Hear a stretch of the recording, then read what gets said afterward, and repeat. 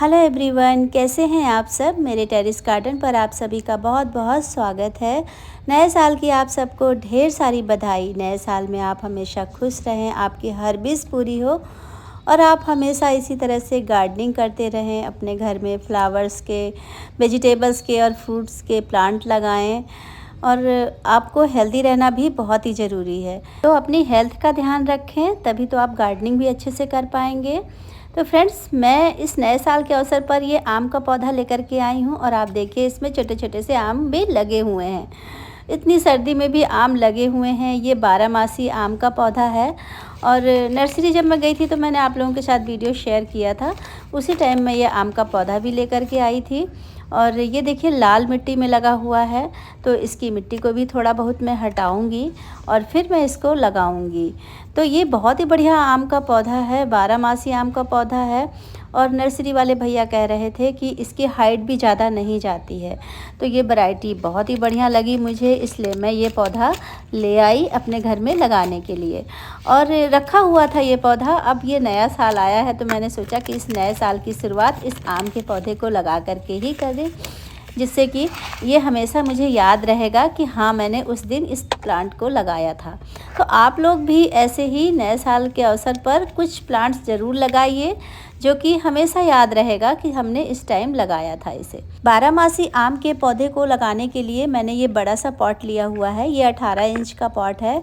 और फ्रेंड्स, मैं इस पॉट में पहले टमाटर के पौधे लगाने वाली थी। मैंने सोचा था 2-3 पौधे लगा दूंगी टमाटर के, तो बढ़िया से ये फलेंगे। तो मैंने मिट्टी वगैरह पहले ही भर ली थी, पर अब मुझे नर्सरी में आम का पौधा मिल गया है तो मैं अब इसमें आम का पौधा ही लगाऊंगी।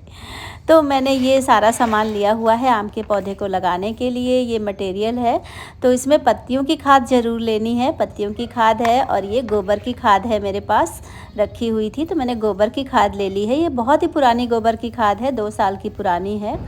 तो हमें पत्तियों की खाद और गोबर की खाद ज़रूर लेना है फ्रूट प्लांट लगाने के लिए। जो सिटी में रहते हैं कभी कभी उनको गोबर की खाद नहीं मिल पाती है, तो फिर वो बर्मी कंपोस्ट ले सकते हैं। बर्मी कंपोस्ट भी बढ़िया होती है। तो आप देखिए, मैंने जो है लीप कंपोस्ट और गोबर खाद के साथ साथ इसमें बर्मी कंपोस्ट भी लिया है, थोड़ा सा अंदाज से। और ये सरसों खली है और साथ में ये नीम खली ज़रूर मिलाना है। अंदाज से आप ले सकते हैं नीम खली। मैंने 2 मुट्ठी लिया हुआ है। आप इसमें 50 ग्राम तक नीम खली डाल सकते हैं। नीम खली ज़रूरी है मिट्टी में डालना। और चूना, चूना भी बहुत ही ज़रूरी है, जिससे हमारे प्लांट को कैल्शियम की कमी नहीं होगी। तो कैल्शियम के लिए चूना का मिलाना ज़रूरी है। अगर आपको चूना भी नहीं मिल पाता है तो फिर आप रॉक फास्फेट भी डाल सकते हैं। तो ऑप्शनल आपके पास है, जो भी आपको अच्छा लगे वो आप डाल सकते हैं। तो मैंने ये मिट्टी निकाल ली है गमले से। कुछ मिट्टी मैंने निकाल ली है। मैंने खाली ऐसे ही मिट्टी भर दी थी। गमला बहुत भारी है, बड़ा है, तो पूरा मैं इसको पलट नहीं सकती, इसलिए मैंने आधी मिट्टी, आधी से भी कम थोड़ा सा निकाल लिया है और उसी में मैं ये सारी चीज़ें मिक्स कर दूंगी। फ्रेंड्स, अगर आप नई मिट्टी बनाते हैं तो आप 1 पार्ट सब कुछ रखिए। 1 पार्ट कंपोस्ट, 1 पार्ट गार्डन की मिट्टी और 1 पार्ट इसमें रेत मिलाइए, जिससे कि बहुत ही अच्छी बेल्टेड मिट्टी बनेगी। पर साथ में अगर आपको लीप कंपोस्ट मिलती है तो वो ज़रूर चाहिए। कंपोस्ट का मतलब होता है, अगर आप अलग अलग कंपोस्ट लेते हैं तो सभी को इक्वल कर लीजिए और फिर एक भाग बना लीजिए। और ये सारी चीज़ें जो मैंने बताई हैं आपको, ये नीम खली और चूना और सरसों खली, ये भी ज़रूर मिलाइए, जिससे कि हमारी मिट्टी काफ़ी अच्छी रिच मिट्टी बन जाएगी और हम सभी पोषक तत्व इसमें हमारे प्लांट को मिल जाएंगे। तो इस तरह से आप मिट्टी तैयार कर सकते हैं जब आप अगर नई मिट्टी बनाते हैं तो। और मैं तो, मेरी मिट्टी में तो लगभग रेत वगैरह सब कुछ मिक्स है, इसलिए मैं अब रेत नहीं मिलाती हूँ। पुरानी ही मिट्टी है और बस ये पोषक तत्व मिला देती हूँ, जिससे मेरी मिट्टी बिल्कुल रिचार्ज हो जाती है। तो अब देखिए मेरी मिट्टी तो तैयार हो गई। आपसे बात करते करते मैंने मिट्टी बिल्कुल रेडी कर लिया है लगाने के लिए। तो चलिए अब लगा लेते हैं। गमले में ये जो लाल मिट्टी है इसको भी थोड़ा मैं इसको झाड़ दूंगी। सारी मिट्टी तो नहीं हटाऊंगी, पर कुछ मिट्टी हटा दूंगी। 75% तक मिट्टी हटा दूंगी और कुछ 25% तक मिट्टी इसमें छोड़ दूंगी, क्योंकि एकदम से मिट्टी नहीं हटाऊंगी वरना प्लांट्स ख़राब भी हो सकता है, क्योंकि ये रेयर प्लांट है। और फ्रेंड्स, 12 मासी आम का पौधा है। जब ये इसमें जड़ें काफ़ी मोटी होती हैं तो लाल मिट्टी इतनी ज़्यादा नुकसान नहीं करती है। जब किसी प्लांट की रूट्स बहुत ही पतली पतली होती हैं तो उसमें हमारे एरिया में लाल मिट्टी नहीं चल पाती है, इसकी वजह से लाल मिट्टी को हटाना पड़ जाता है।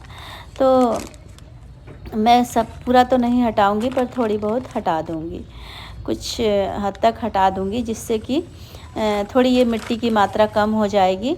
बाकी हमारी मिट्टी तो बेल्ड्रेन है ही, तो साथ में मिक्स होकर के फिर ये प्लांट बढ़िया चलेगा।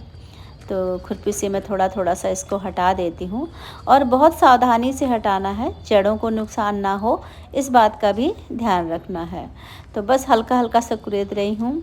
और फ्रेंड्स, ये मिट्टी ऐसी मिट्टी है कि इतनी चिकनी होती है कि जब ये सूख जाती है तो एकदम पत्थर भी फेल है इस मिट्टी के आगे, इतनी हार्ड मिट्टी ये होती है। तो इस मिट्टी को बस यही देख करके मुझे डर लगता है। और ये मिट्टी लाल इतनी चिपकती है, हाथ में भी लग जाए तो हाथ से भी नहीं छूटती है। तो मुझे तो ये मिट्टी बिल्कुल भी पसंद नहीं है, पर क्या करें, मजबूरी हो जाती है। जो पूना वाले प्लांट होते हैं उसमें ही ऐसी मिट्टी आती है। तो थोड़ा थोड़ा करके मैं ये मिट्टी हटा देती हूँ। और कभी पानी भी सूख जाए ना इस मिट्टी का, तो प्लांट भी बेचारा मुरझा जाता है और प्लांट ख़राब होने का भी डर होता है। तो अब देखो कितनी पत्थर सी है मिट्टी, और मैंने लगभग हटा दिया है, इसमें 75% मिट्टी मैंने हटा दी है, और बस ये 25% थोड़ी थोड़ी मिट्टी छोड़ी है। अभी बहुत ज़्यादा देखिए इस प्लांट में जड़ें भी नहीं हैं, काफ़ी कम है जड़ें। तो इसीलिए जहाँ जहाँ जड़ें नहीं थी वो मिट्टी मैंने पूरी इसमें से हटा दी है। अब मैं इस प्लांट को इसमें लगा दूंगी, बस अब नहीं हटाऊंगी, क्योंकि ये बिल्कुल जड़ नहीं खोलूँगी, कहीं ख़राब ना हो जाए प्लांट। तो बस अब देखिए, इसमें से जो मैंने मिट्टी निकाल ली थी, थोड़ी सी ये खाद वाली मिट्टी नीचे डाल देती हूँ, और बस प्लांट को हम इसी में बीच में रख दूंगी, और बस ऊपर से मिट्टी डाल करके दबा दूंगी। तो फ्रेंड्स, अगर कभी भी आप फ्रूट प्लांट लगाते हो तो उसके लिए हमेशा बड़ा गमला लेना अच्छा होता है। मैंने इसीलिए 18 इंच का गमला लिया हुआ है, आप चाहो तो इससे भी बड़ा गमला ले सकते हो। तो बस अब सावधानी से हमें रखना है, बीच सेंटर में आप रखें। अब देखो गमला तो आधे से ज़्यादा मिट्टी से भरा हुआ है, मैंने ऊपर ही ऊपर लगाया है, क्योंकि अभी तो इसमें जड़ें नीचे जाएंगी काफ़ी, तो उसके लिए भी स्पेस हो गया है। और ज़्यादा जड़ अभी नहीं है, छोटा ही प्लांट है। और देखिए इस तरह से जो है रख दूंगी और लगा दूंगी। और अभी इसको हमें कुछ दिनों तक पानी बहुत संभाल के देना है, बहुत ज़्यादा पानी नहीं देना है, ताकि इसकी जड़ें ख़राब हो जाएं और पौधा भी ख़राब हो जाए।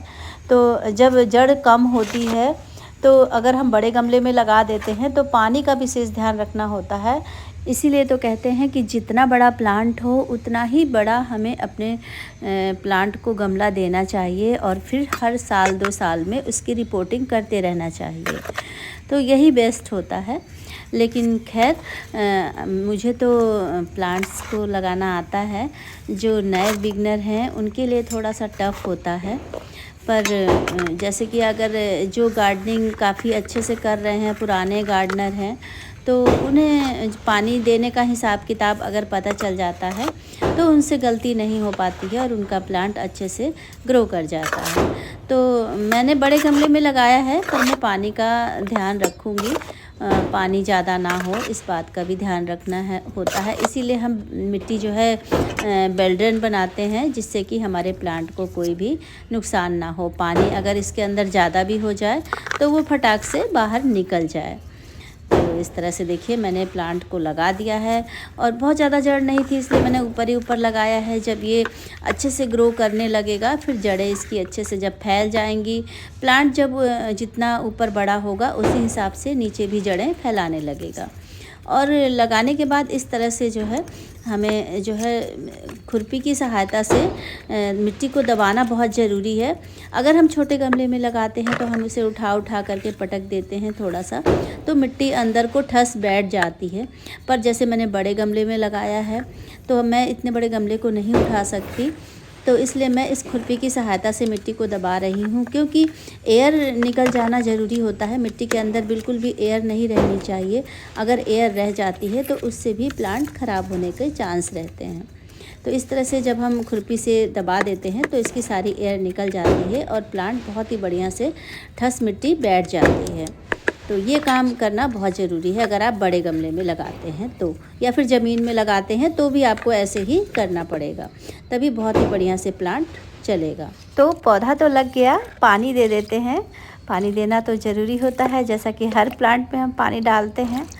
तो पानी बहुत ज़्यादा भी नहीं दूंगी क्योंकि नीचे तक तो जड़ें हैं नहीं है इसकी, तो इसलिए मैंने थोड़ा सा ही पानी दिया है जहाँ तक जड़ें हैं अंदाज से।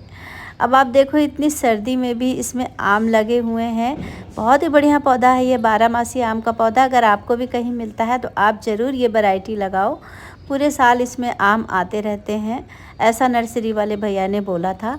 अब जब मेरे गार्डन में आएंगे तभी पता चलेगा कि सही है या गलत। इन्फॉर्मेशन अच्छी लगी हो तो लाइक ज़रूर करिएगा। मिलती हूँ नेक्स्ट वीडियो में। Happy gardening.